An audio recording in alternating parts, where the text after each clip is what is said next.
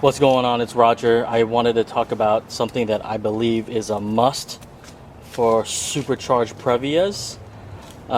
You always hear it on the forums about the flake filter, and there's also another component to it, which is the idle air control valve.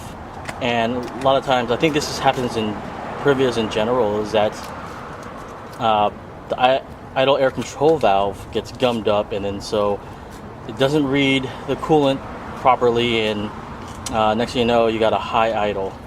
So let me just say, this is kind of like a two-part preventative care deal. Okay, so I don't know how else to explain it, but so here, once you take off the air duct, move these out of the way, you'll get to, see if I can get it, the throttle body. The throttle body has a couple small hoses in the back, a couple other hoses on the side, a sensor, and it's held down by four bolts. I'm sorry, 4 bolts. And once you remove that, you have to get a gasket. And once you take out the throttle body, you'll see right there, that's the idle air control valve.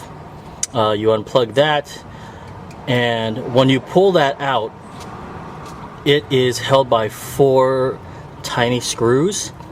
If it's been forever or it's never been touched, it might be rusted and seized. So I will definitely have the part numbers for the screws, the gaskets, and all that before the end of the video, or at the end of the video. And so what I'll do is that I'll kind of explain everything. So once you take all this off, you take out the throttle body. The idle air control valve, like I said, is held by 4 bolts. You take that out. There's a gasket between there that's rubber as well, and I'll have the part number for that as well. A lot of times, and you'll see in a couple of Previa forums and blogs, that gets gummed up, especially if it's never been changed or touched. So afterwards, once you change that out and make sure it's all functioning and whatnot, the second part is the Toyota Previa has this ventilation tube that goes to, I think, like towards the engine. I don't know if it's the front or the middle, but it's under the seats. And what happens is that carbon buildup from the idle air control valve or somewhere down there comes up through here, and this is what they call the T-junction. So in the T-junction, that's where a lot of carbon flakes, and that's why you'll see like carbon flakes, black flakes build up in here, and I've seen that on multiple Previas.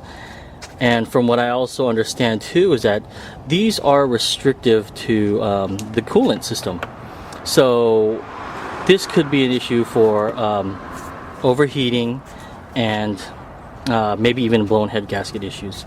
So I believe this is a must-do for Previas, is to have this taken care of. So after you have the idle air control valve taken care of, and if you have a supercharged Previa, I follow the instructions that everyone on the forums were doing. Especially this was immortalized by the Yahoo Previa group, where they talked about it, and so I followed to a T, where they used an inline filter. They used a Fram G15.